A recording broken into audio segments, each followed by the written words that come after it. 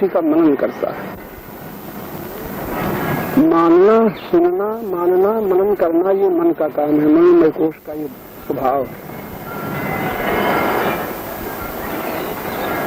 मानना और मनन करना, यही मन है। अहंकार इसमें बैठा हुआ है, यही सबका भोगता है और करता है। बुद्धि से जो हम जानते हैं, मानना और मनन करना अलग है। बुद्धि से उसी के विषय में जानना, परिणामदर्शी होना, सीमा है इसकी अलग अलग। तो बुद्धि से जानते हैं, उससे स्मृति भर जाती है, मन भर जाता है मानने और मनन करने से। स्मृति भरती है जानने से।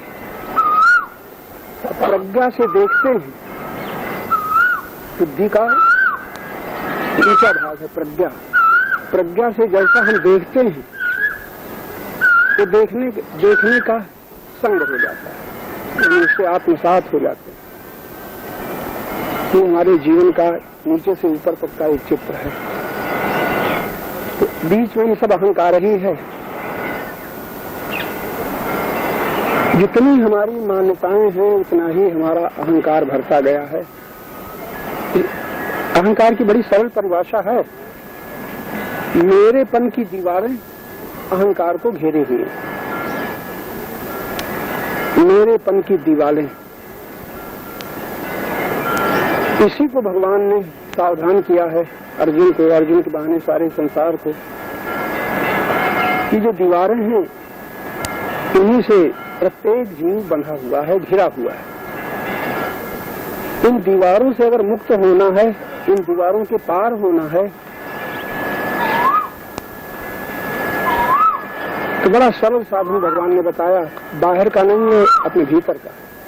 मत चित्ता सर्व दुर्गाणी। दुर्ग का मतलब है चार दीवारियां, चारों तरफ जिससे हम घिरे हैं वो हमारे दुर्ग।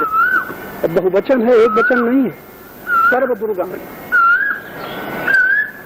अर्जुन, तुम सब दीवारों को, सब दुर्गों को पार कर जाओगे।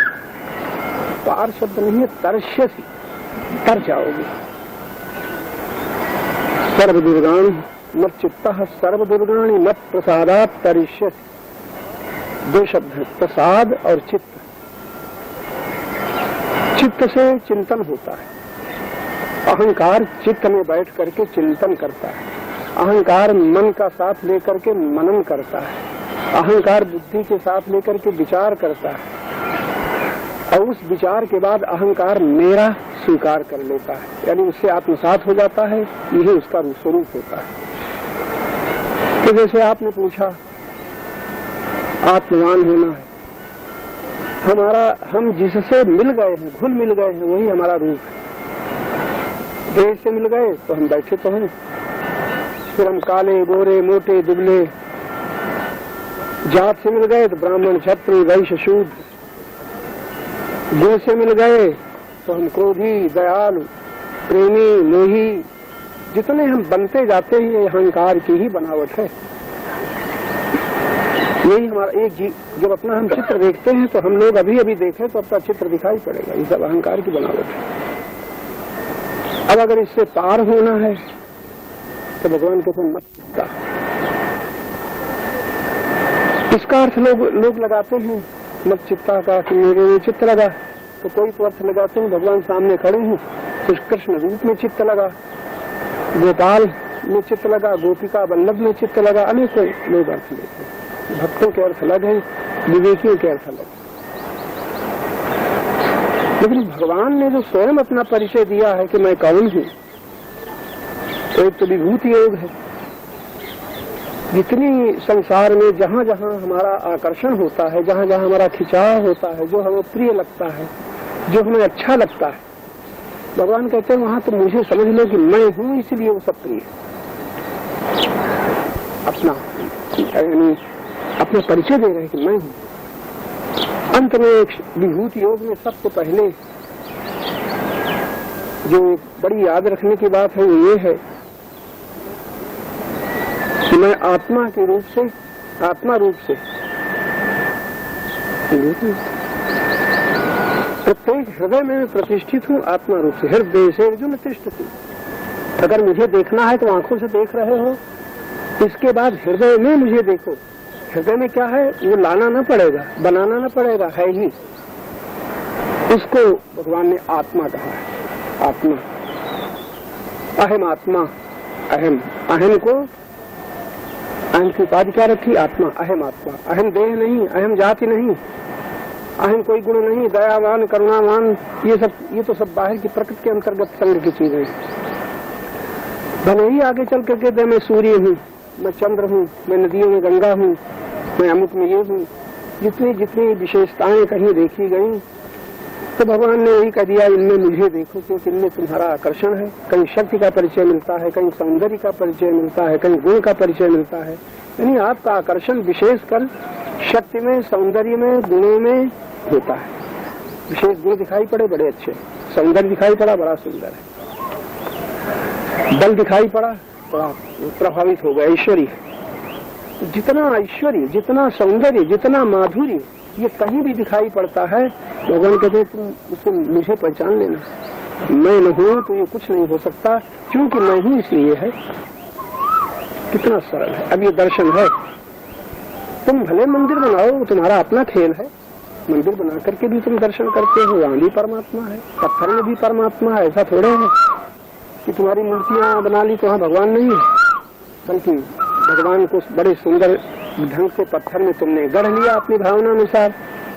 भगवान स्वीकार न करेंगे, भगवान स्वीकार कर, अच्छा तुम मुझे यहाँ देखते हो, ठीक, तुम हाथ जोड़ते हो, ठीक, हाथ जोड़ते हो, उसके डंडा न मारोगे, तुम्हारे अंदर क्रोध न आएगा, नम्रता बढ़ेगी, सरलता बढ़ेगी, कुछ भेग लगाते हो, उदारता बढ़ेगी। देखो, यानी एक मूर्ति में भी तुम भगवान मानते हो, तुम्हारा इससे भी तुम्हारी प्रगति होगी, उन्नति होगी, सदगति होगी। अगर कहीं तुम किसी में शत्रु मानते हो तो उसी के द्वारा तुम्हारा विनाश भी होगा। अगर रावण राम को न जान करके राम को शत्रु मानता है, राम तो है सामने लेकिन राम नहीं दिखाई पड़ते, शत्रु दिखाई पड़ते, तो फिर ठीक है, शत्रु में देख लो, उपासना करो, हम तुम्हारे साथ शत्रु रूप में आ जाएंगे। मित्र रूप में देखो तो अर्जुन के भगवान के सामने, अर्जुन के सामने भगवान कृष्ण मित्र रूप में आ जाएंगे। प्रीतम रूप में देखो तो गोपिकाओं के सामने गोपिका वल्लभ हो जाएंगे। यानी जिस रूप में तुम कहीं देखोगे उस रूप में वही तुम्हारे सामने साकारित आकारित होगा। कैसी विचित्र बात। लेकिन हम भूल जाते हैं, हम आकार में अटक जाते हैं, हम आकार को सौंदर्य धान मान लेते हैं, हम किसी व्यक्ति को गुणवान मान लेते हैं, हम किसी व्यक्ति को ज्ञानवान मान लेते हैं। ये भूल हो गई। हम परमात्मा को भूल जाते हैं कि सबके पीछे परमात्मा न होता तो यह आकर्षण न होता। सौंदर्य है तो उसी का, माधुर्य है तो उसी का, ऐश्वर्य है तो उसी का, यहाँ तक कि क्रोध है तो भी उसी। क्यों क्रोध है? क्योंकि हमने उसी की उपासना की, हमने यही चाहा है। तो क्रोध के रूप में अगर कोई होश आ जाए तो क्रोध के रूप में उसी को देखेगा, उसी की शक्ति क्रोध के रूप में प्रकट हो रही है। क्योंकि हमने इसे संबंध जोड़ा है कभी, और अभी उसका दर्शन हो रहा है। अब अगर सावधान है तो क्रोध के पीछे परमात्मा को जान ले तो क्रोध ही फिर न दिखाई पड़ेगा, परमात्मा दिखाई पड़ेगा। दोष भी उसी के, दोष उसी के नहीं है, उसकी सत्ता से दोष प्रकट हो रहे हैं। तुम दोष देखते हो व्यक्ति में, लेकिन दोष के पीछे देखो तो दोष प्रकट किसके द्वारा? क्रोध किसके द्वारा? अगर शक्ति न हो तो क्रोध प्रकट होगा, शक्ति न हो तो मोह प्रकट होगा, शक्ति न हो तो ईर्षा प्रकट होगी, द्वेष होगा। प्रत्येक के पीछे अगर जो ज्ञानवान है वो व्यक्ति को भूल जाता है, व्यक्ति के गुणों की क्रिया को पीछे रख देता है, तो सबके पीछे वही परमात्मा शक्ति विद्यमान है। बस ये संबंध जुड़ गए, शत्रु में भी संबंध जुड़ गया। ऐसी विचित्र बातें हैं हमारे शास्त्रों में। रामायण आप देखिए, हनुमान जी रावण के सामने जानते हैं, और रावण भगवान यानी भगवान हनुमान जी तो राम के भक्त हैं और रावण उनका शत्रु है। वहां पर भी शत्रु में भी इशारा कर रहे हैं, अगर रावण को होश आ जाए। तुम पूछ रहे हो मैं किसका हूँ, कौन हूँ? जाति क्या है? कृपा लवलेश पे तुम जितो चराचर झारी, जाके बल लवलेश से, देश मात्र बल से। तुम्हारे पास बल है, तुम समझते हो मेरे समान संसार में कोई बली नहीं है। और हनुमान जी इशारा कर रहे हैं, तुम भूल मत जाना, जाके बल लवलेश मात्र बल से तुम चराचर सारे जगत को जीत लिया है, तास दूत हो। ये परिचय वहां भी होश, रावण यानी हनुमान जी होश में है, हनुमान जी रावण में भी बल को परमात्मा का बल देख रहे हैं। कैसी दृष्टि विचित्र है। रावण की प्रतिक्रियाओं का उत्तर तो देंगे, लेकिन पहले क्या देख रहे हैं, राम को देख रहे हैं कि रावण को? रावण में भी राम का बल देख रहे हैं। कैसी विचित्र दृष्टि है। ये है ज्ञानियों की, भक्तों की दृष्टि। जाके बल लवलेश ते जितो चराचर झारी तास दूत हो। जाकी हरि नार्यो यानी प्रिय नारी, हरि लायो प्रिय नारी, जिसकी प्रिय स्त्री को तुम हर लाए हो, उसका मैं जीत हूँ। किसका? जिसके द्वेष मात्र बल से तुम चराचर को तुमने जीता। अब रावण में भी राम का बल दिखाई पड़ता है, यह दृष्टि। और राम में रावण को राम नहीं दिखाई पड़ता। तब क्या होगा? नहीं दिखाई पड़ता। जिस रूप में देखते हैं उसी रूप में रावण के सामने आएगा। अब ये है एक दर्शन की दृष्टि। तो फिर इन्हीं शब्दों में लौटिए। आप भगवान कहते आत्मवान, अगर तुम देहवान हो, धनवान हो, बलवान हो, यानी एक गुण को स्वीकार करके, किसी शक्ति को स्वीकार करके तुम उसी मय बन गए हो, तो जितना तुम कहीं बनोगे वो है विनाशी। तुम्हें दुखी होना पड़े, कोई हर्ज नहीं, तुम बन जाओ, तुम्हारी स्वतंत्रता है। लेकिन तुम किसी वान बनोगे तो जिस वान बनोगे, प्रश्न कर लो ये रहेगा सदा कि नहीं। कोई भी कहो तुम 10 स्थानों में तो तुम्हारी प्रीति 10 स्थान, जीवन भर में 10 ही स्थान में तुम्हारी प्रीति बिखरेगी। 10 स्थानों में माता मेरी, पिता मेरे, जन्मी जनक, भाई मेरे, और फिर पत्नी मेरी, पुत्र मेरे, जननी जनक, बंधु सुत दारा, तन मेरा, धन मेरा, ये मित्र सुहृद मेरे, परिवार मेरा, सब आ गया कि नहीं? संसार के जितने पदार्थों में हम फंसे हैं, इतने में सब समिट करके आ गया। इन्हीं वान तुम बन गए हो, धनवान, पुत्रवान, पतिवान, पत्नीवान और भूमिवान। जब इतने वान बने हो तो कोई हर्ज न था। तुम्हारी प्रीत में जो भर गया है, प्रीत तो है विनाशी, लेकिन जो भर गया है ये विनाशी। अब इसको देख लो, तुम जिसे मेरा कहते हो, प्रश्न हल करो, मेरा अविनाशी एक विनाशी, क्या कहते जिसको तुम मेरा कहते हो। यहाँ पर ऐसा कोई नहीं जो मेरा न मानता हो। अगर तुम गुरु को भी मानते हो मेरे, तो आप याद करना, ये गुरु तुम्हारा सदा रहने वाला है कि न रहने वाला है। अगर न रहने वाले गुरु को तुम गुरु मानते हो, तुम्हें रोना पड़ेगा। तुम्हारी प्रीति रुलाएगी और कोई नहीं, परमात्मा न रुलाएगा। प्रीति तुम्हें रुलाएगी कि केवल प्रीति तो रहेगी, प्रीति है अविनाशी, और जिसमें जो स्वीकार किया है वो है विनाशी। बस यही से सावधान हो जाना है। अगर हमें दुखी नहीं होना है, सदा शांत रहना है, आनंद में रहना है, तो तुम उसको खोज लो, उसको प्रीति में रखो जिसका कभी विनाश न हो। ये प्रश्न आज से तय कर लो, जिसका विनाश हो तैयार रहना। तुम्हारी प्रार्थनाएं पूजाएं काम न देंगी, वो प्रीति तुम्हें रुलाएगी। अगर तुमने विनाशी में अविनाशी को देख लिया है, उसी को आत्मा शब्द से भगवान का अहम आत्मा गुडाकेश सर्वभूताशया स्थिता। जितने भूत प्राणी तुम्हें दिखाई पड़ते हैं, सब मैं, सबका आश्रय मैं चेतन आत्मा हूँ। अगर ये दृष्टि खुल जाए तो सब में उसी को देखो तो तुम्हारा जितना भी, जहाँ कहीं तुम्हारी आंख जाएगी, जो कोई दिखाई देगा वो भगवान का मंदिर बन हो जाएगा। तुम्हारे बनाए हुए मंदिर तो तुम्हारी सीमा सीमित कर देंगे, लेकिन परमात्मा का बनाया हुआ सारा संसार मंदिर ये सीमित न होगा। जहाँ दृष्टि गई, जित देखूं तित श्याम नहीं।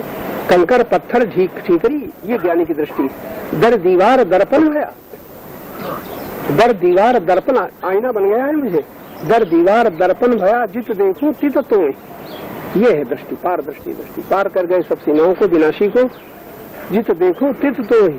और कंकर पत्थर ठीकरी भई आरसी में, आपके दर्शन का सब स्थान बन गया। ये कल इसी को दृष्टि कहते हैं, प्रज्ञा दृष्टि, रितंभरा प्रज्ञा।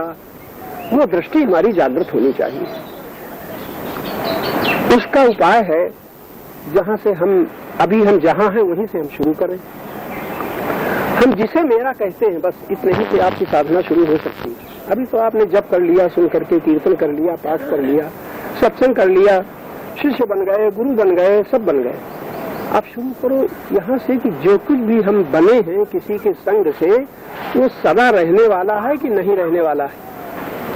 अगर तुम्हारी बुद्धि साथ देगी बालक तो न सोच पाएगा, बुद्धि साथ देगी तो कहेगी तो जाने कितने मानने वाले नहीं रहे।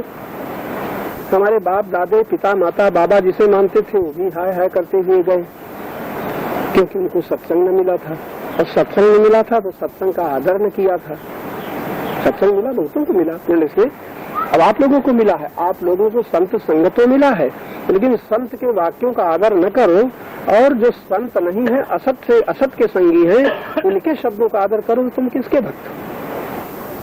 ऊपर ऊपर संत को मानते हो, भीतर भीतर उनको मानते हो जिनको सत्य का बोध नहीं है, जो सत्य के संगी नहीं है, जो देह के संगी है, परिवार के संगी है, धन के संगी है, वो माता वो पिता वो बाबा वो दादा। और तुमने उनकी सुनी, उन्होंने बताया बेटा ये तुम्हारी माँ है, तुम्हारे पिता हैं, ये तुम्हारी भूमि है, तुम्हारा भवन है, तुम्हारी जिम्मेदारी है, तुम गरीब हो तुम अमीर हो, यही तुम मानते चले गए। किसकी मानी है, ज्ञानी की कि अज्ञानी की? अज्ञानी। अब बताओ क्या होगा?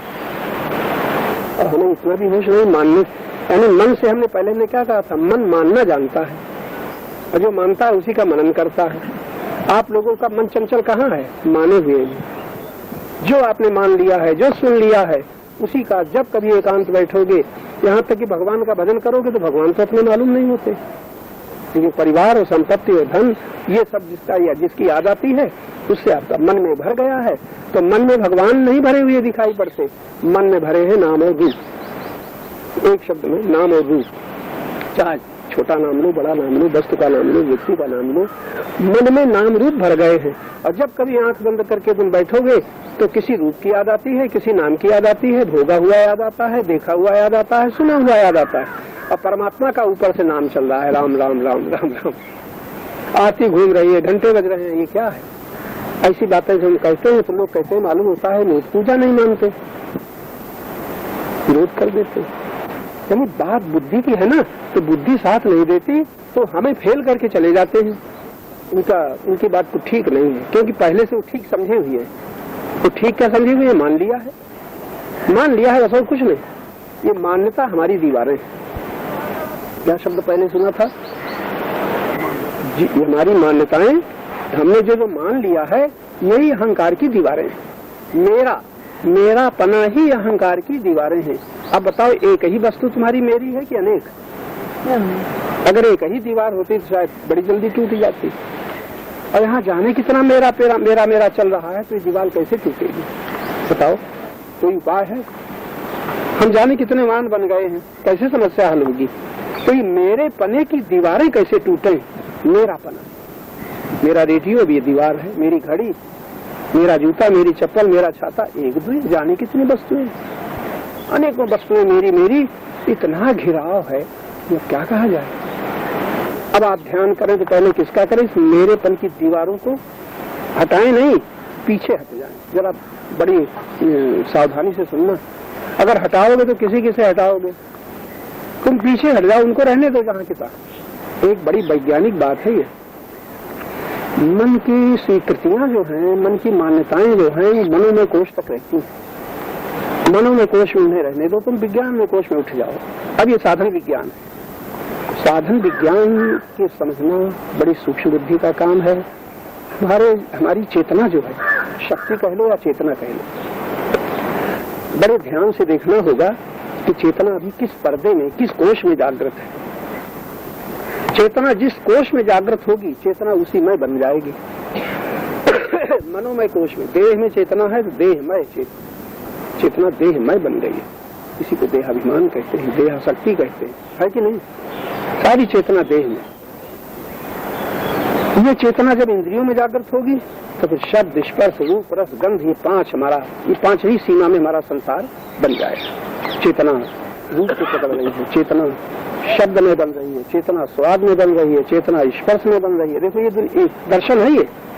अब है अभी ऐसा है कि नहीं? अभी चेतना इंद्रिय के जितने शब्द, स्पर्श, रूप, रस, गंध में हमारी चेतना बन रही, और कोई नहीं है। देह में चेतना, और फिर शब्द, स्पर्श, रूप, रस में इंद्रिय विषय में चेतना, और फिर उनका मन को जो अनुकूल है, सुखद है, और मन को जो दुखद है, तो राग और द्वेष में चेतना। मन के पर्दे में इतने संबंध हमारे भरे पड़े हैं कि कैसे कैसे निपटारा करेंगे। राग और द्वेष 2 शब्दों में भगवान ने समेट करके कह दिया है ताकि विस्तार में न जाना पड़े।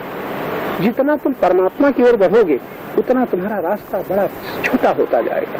कब तुम कि अपने से चले हो, परमात्मा की ओर से तो मार्ग है ही नहीं। बड़ी विचित्र बात सुन रहे हो। परमात्मा की ओर से परमात्मा अगर तुमसे मिलना चाहे तो प्रश्न करें हम भक्त से कैसे मिलेंगे, तो परमात्मा की ओर से कोई मार्ग ही नहीं है, क्योंकि उसी में सब है, चलना कुछ है ही नहीं। लेकिन जीव जब परमात्मा से मिलना चाहेगा तो पता नहीं कितना लंबा मार्ग है, यानी कितने जन्म बीत गए, लगता है परमात्मा बड़ी दूर है। ये जीव की ओर से परमात्मा का मार्ग है और परमात्मा की ओर से मार्ग ही नहीं, अगर बोध हो जाए तो।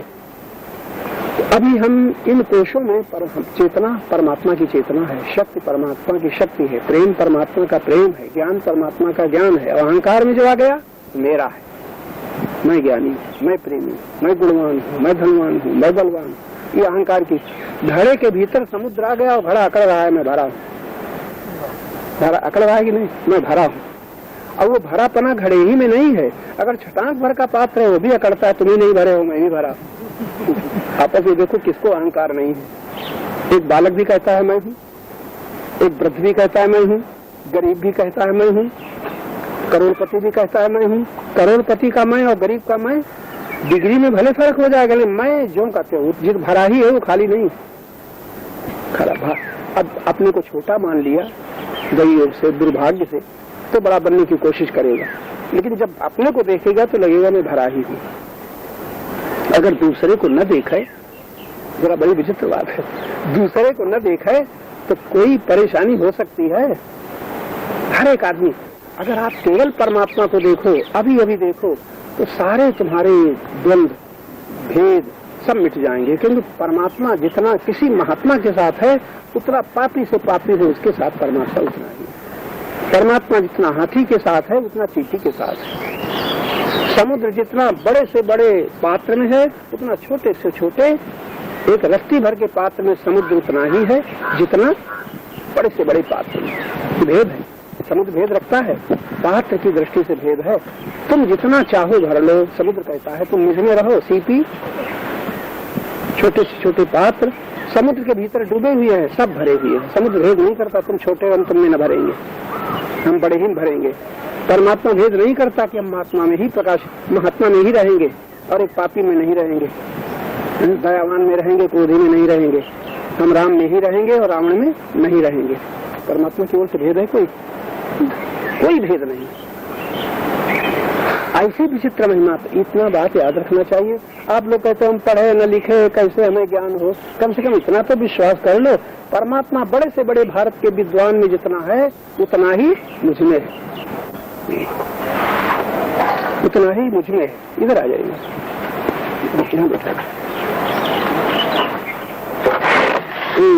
तो ये बातें बड़ी याद रखने की, बड़ी संक्षिप्त।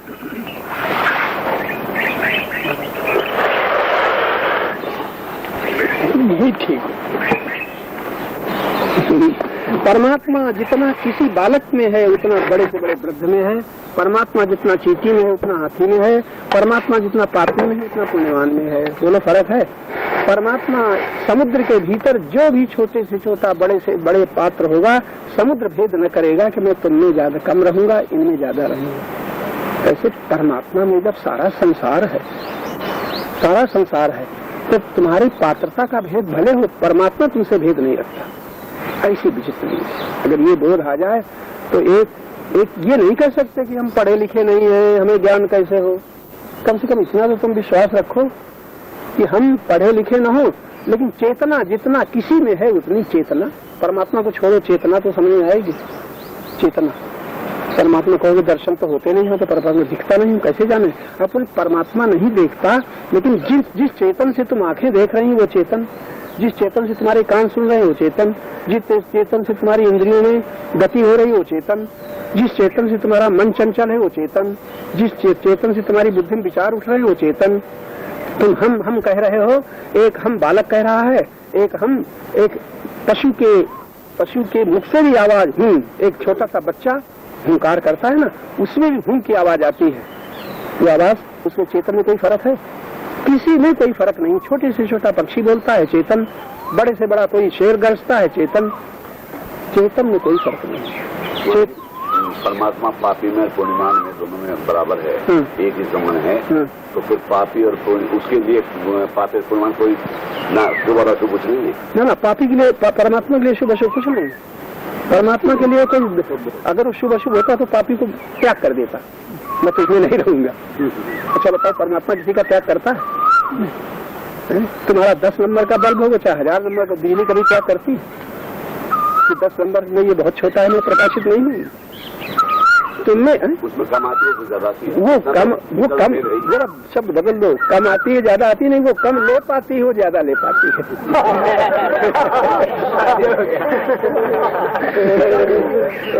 इस तरह से परमात्मा की ओर से कोई भेद नहीं है, कोई भेद नहीं। तो इस आनंद में अगर तुम तृप्त हो जाओ, बड़े से बड़े महात्मा में जितना परमात्मा है उतना मुझमें है। बस अब तुम पढ़े लिखे हो चाहे न हो, तुम्हें वेद मंत्र याद हो चाहे न हो, कम से कम परमात्मा की याद करते हुए तो इतना दृढ़ निश्चय कर लो, मैं निकला नहीं कि परमात्मा है, तब मैं निकल रहा है। अब मैं कि छोटा बड़ा तुम्हारी बुद्धि निश्चय करेगी, लेकिन परमात्मा की ओर से भेद नहीं। अगर इतना ही समझ में आ जाए, अच्छा तुम कहो कि जब परमात्मा पापी में और पुण्यवान में समान है, निर्बल और बलवान में समान है, ज्ञानी और अज्ञानी में समान है, तो हम ऐसा क्यों करते हैं? कहते हैं परमात्मा कहाँ याद करते हो कि हमने परमात्मा है? तुम तो खुद बने हुए हो, दूसरों को देख रहे हो। परमात्मा को न देख करके तुम अपनी सीमा के भीतर अपने अहंकार को कैद किए हुए हो, ऐसा क्यों? तो सबसे पहले शब्द क्या सुना था? यानी ये जो हमारी मान्यताएं हैं, हमारी स्वीकृतियां हैं, हमने जो मान लिया है, यही अहंकार की दीवारें हैं। अगर इन दीवारों को तोड़ना है तो ये बड़े ध्यान से, बड़े सावधानी से, ये मेरेपन की दीवारें, मेरा, मेरी पत्नी, मेरा पुत्र, मेरे पिता, मेरी भूमि, मेरा भवन, मेरा, परमात्मा के लिए नहीं निकलता कि मेरा परमात्मा, याद ही नहीं आता।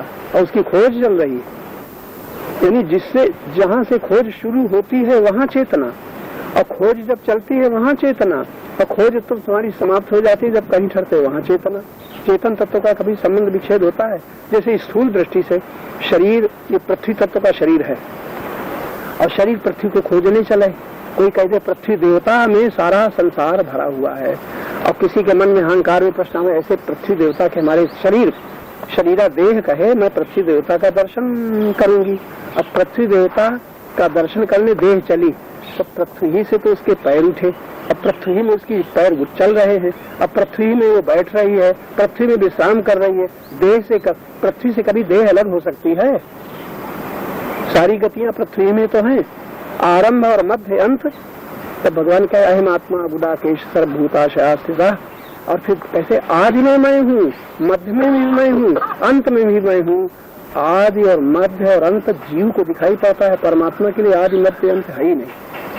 तो उसको है मात्र कह सकते हो, है जो है उसी का नाम परमात्मा, जो है उसी का नाम सत्य, कुछ भी उसका नाम रख लो, जो है उसी का नाम जो भी रखो। है के साथ जब नहीं है उसकी माया, बस छोटा सा है वो परमात्मा, और नहीं है वो माया, वो भी उसी की है, उससे अलग नहीं है। मजे से माया को देखो, उत्सव को देखो, लेकिन परमात्मा को न भूलो। भगवान ऐसे थोड़े कहते हैं मां मनुस्मर युद्ध है। अर्जुन तुम्हें युद्ध करना पड़ रहा है, तुम्हारे शरीर में प्रारब्ध द्वारा युद्ध करो, लेकिन मेरा स्मरण न भूलना। अब मेरा का मतलब वहाँ नहीं कृष्ण रूप नहीं, नाम नहीं, आत्मा रूप में मैं तेरे हृदय में प्रतिष्ठित हूँ।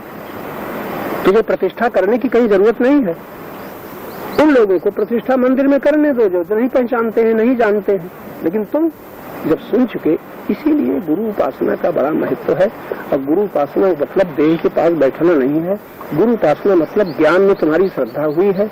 जिस ज्ञान में तुम्हारी श्रद्धा हुई है उस ज्ञान को तुम कभी न भूलो। जब गुरु के पास जाओ तो किसके पास आए हो, गुरु के दर्शन करो तो किसके दर्शन कर रहे हो? देह के दर्शन गुरु के दर्शन नहीं है। तुम तो जिस ज्ञान से पहले आकर्षित हुए हो उसी ज्ञान के पास तुम आए हो। ज्ञान की उपासना करो, बस ये गुरु उपासना है।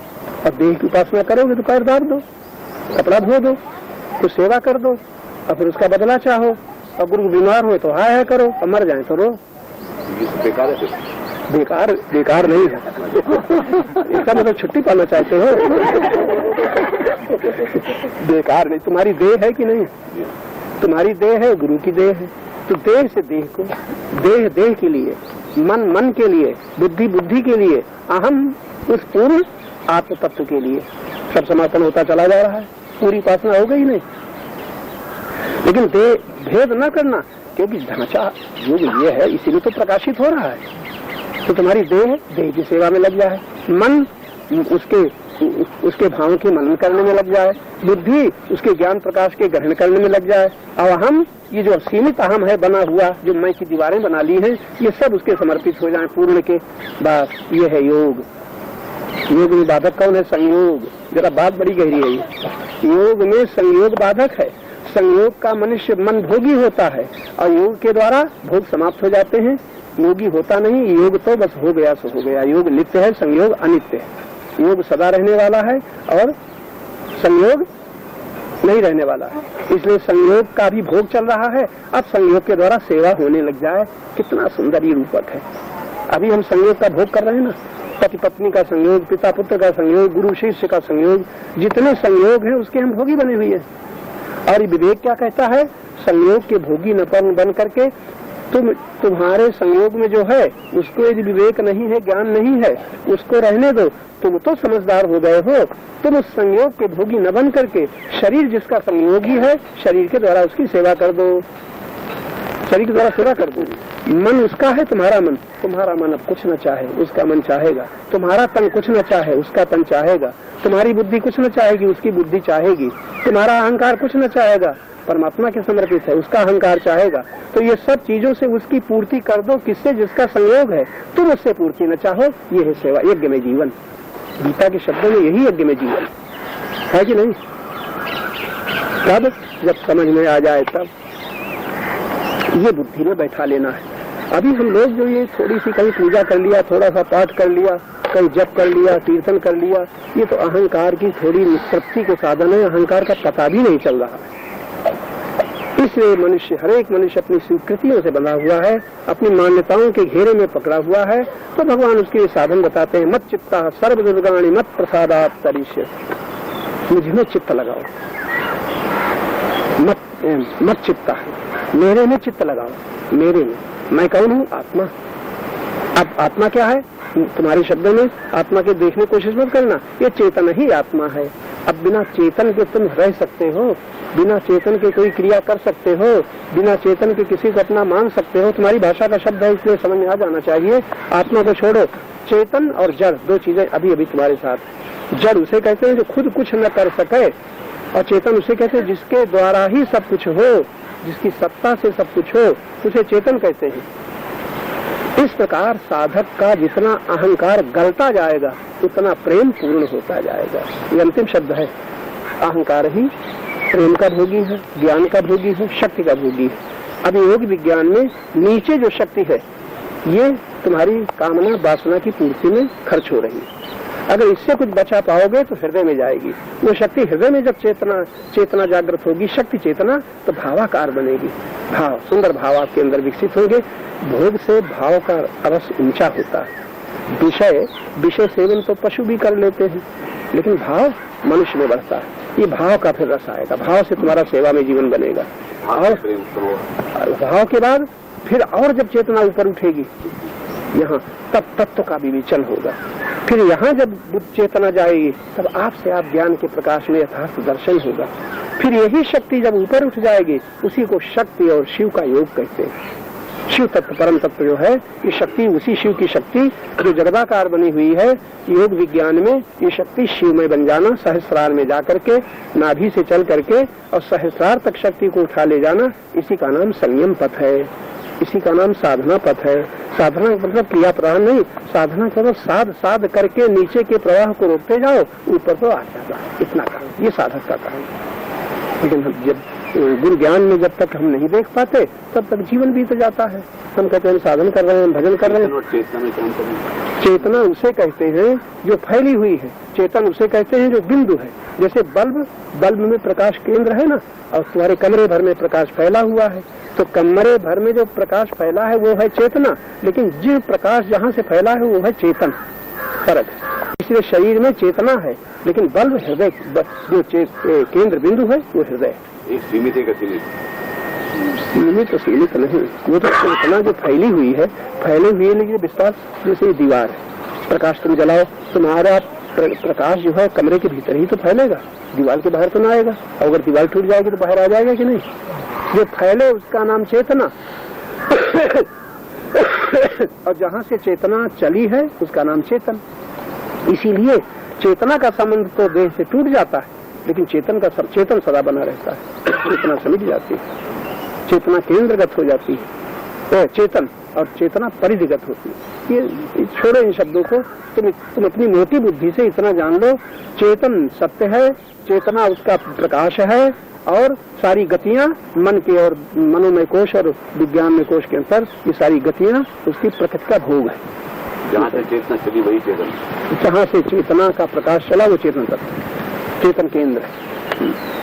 तो जहाँ जहाँ फैले, बुद्धि में फैल जाए, मन में फैल जाए, तन में फैल जाए, जैसे जैसे फैलेगी वो विस्तार होता जाएगा।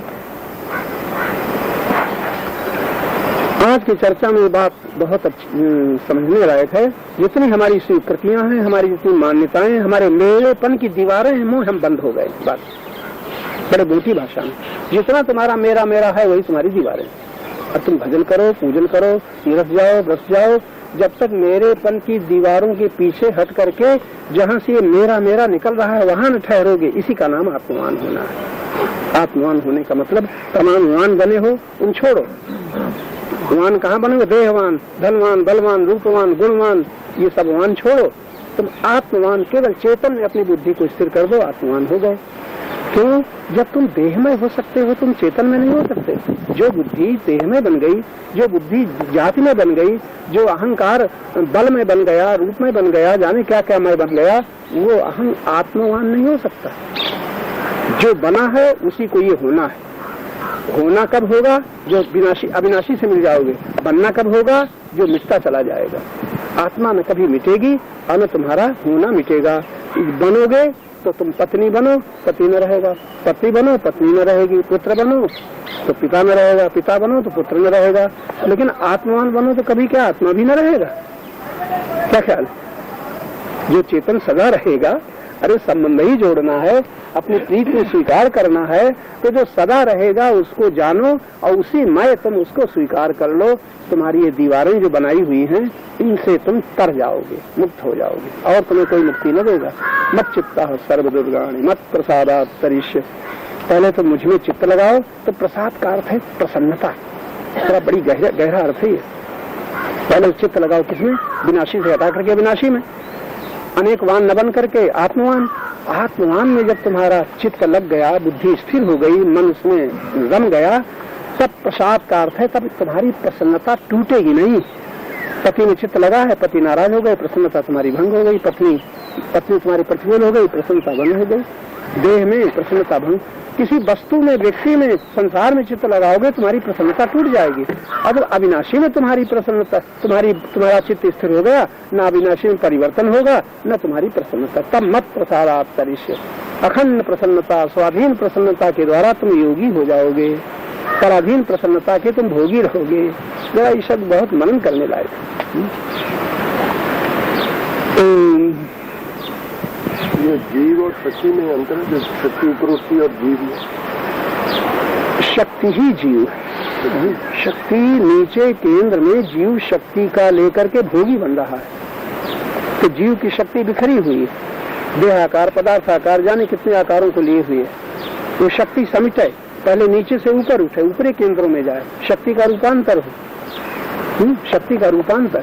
शक्ति अभी दोषों में प्रयुक्त हो रही है। कितनी शक्ति क्रोध में न, तुम पूजा करो थोड़ी शक्ति संचित हुई, जप करो थोड़ी शक्ति संचित हुई, ध्यान से बैठो थोड़ी शक्ति संचित हुई, और बाद व्यवहार में आओ जरा क्रोध करो, सारी शक्ति सब खत्म हो गई। जो तुमने अध्ययन किया था, जप किया था, बड़े प्रेम से सेवा की थी, तो उसी से लड़ पड़ो, अब शक्ति रही? सारी वो जो शक्ति तुम्हारी भाव के स्तर पर, विचार के स्तर पर, प्रेम के स्तर पर जो संचित हुई थी, वो सब क्रोध में खर्च हो गई। अभी ईर्षा चली तो बराबर उसकी धारा फूट रही है ईर्षा के द्वारा। कभी किसी से जिनकी लड़ाई होती है वो देख सकते हैं कि तमाम शक्ति जो प्रेम के द्वारा संचित थी, प्रसन्नता थी, बड़ी संतोष था, शांति थी, जरा सा प्रतिकूलता में अगर क्रोध आया तो बस सारी शक्ति अब समाप्त। और फिर जब क्रोध के बाद में मनन चला, हमें ऐसा कह दिया, हमारे साथ ऐसा किया, तो ईर्षा द्वेष ये बराबर मानो छेद हो गया है। अब वो सारी शक्ति, करो भजन मन ही में लगेगा, करो जप मन ही में लगेगा, सूर्य पर प्रवचन मन ही में लगेगा, उसी का मनन चलेगा, तो छेद हो गया है। शक्ति का प्रवाह एक छेद से बह रहा है, कैसे रोक पाओगे? इसीलिए जब तक अहंकार गरीब न बनेगा, जब तक अहंकार समर्पित न बनेगा, शक्ति को ये नीचे से ऊपर ले नहीं जा सकता।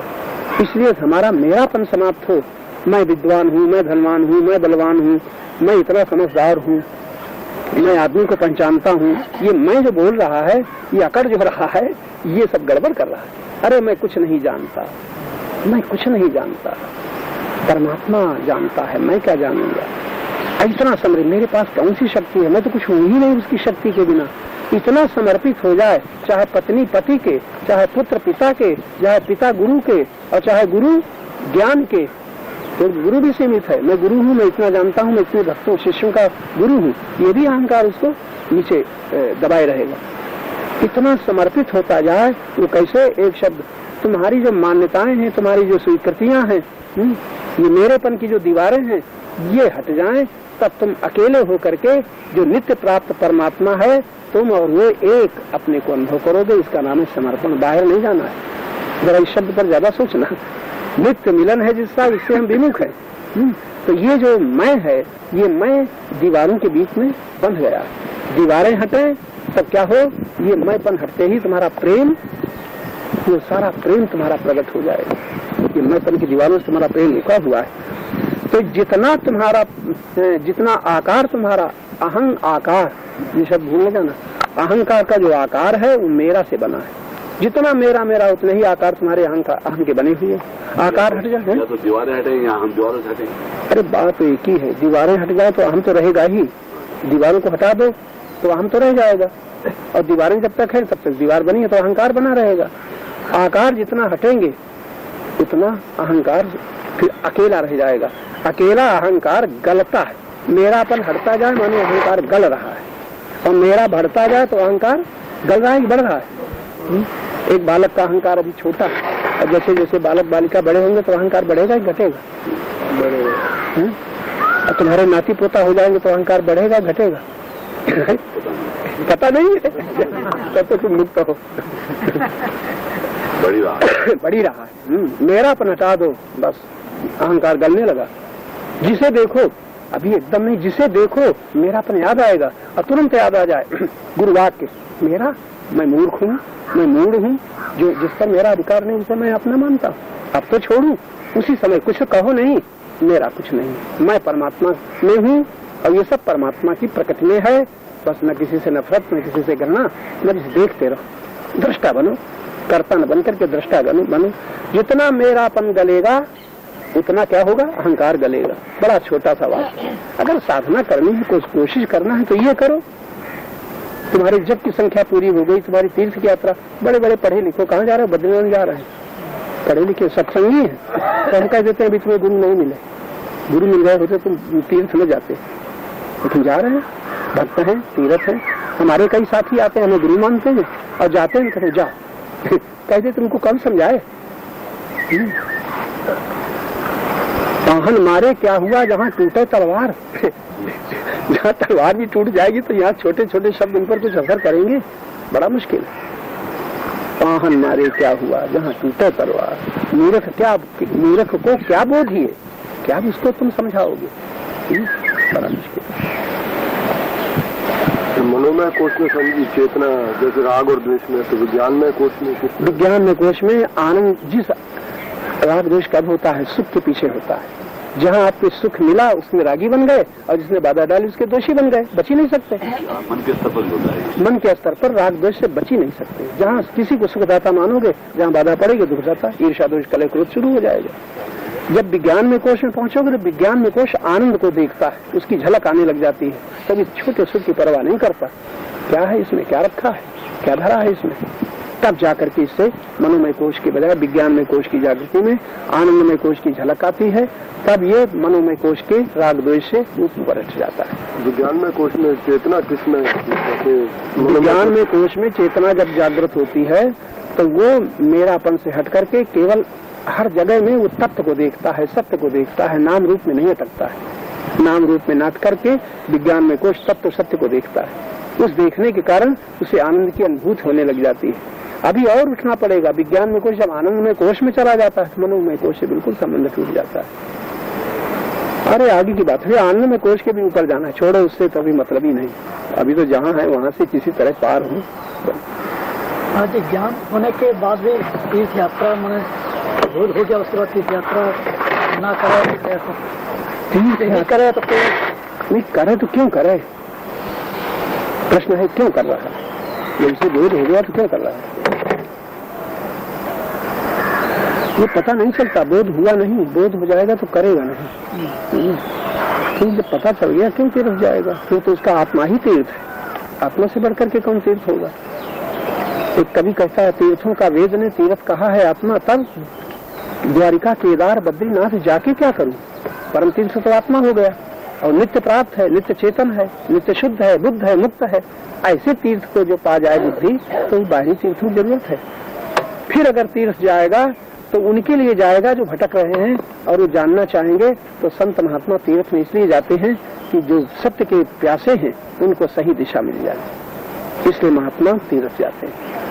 तो कहीं श्लोक आता है, गंगा जी ने प्रार्थना की कि जब पापी आएंगे और पापी आएंगे तो सारे पाप हमने, तो हमारी क्या दशा होगी? सारे पाप हमारे भरते चले जाएंगे। तो उनको उत्तर दिया गया, जब तुमने पापी आएंगे, जब महापुरुष आएंगे तो उनके संग से तुम्हारे सब पाप समाप्त हो जाएंगे। तो आज तीर्थ करने वाले होश ही में नहीं है, नहाने आते हैं फल के लालच बस। उनको किसी को पता नहीं कि हम आत्मा की खोज करें, साधु की खोज करें। और नहीं, तीर्थ बेकार जाएगा। जीवन में तीर्थ करते रहेंगे, फल वो जहाँ के तहाँ रहेंगे, बढ़ेंगे थोड़े। किसी तीर्थ का मतलब है जिससे हमारे दुख मिट जाए, जिससे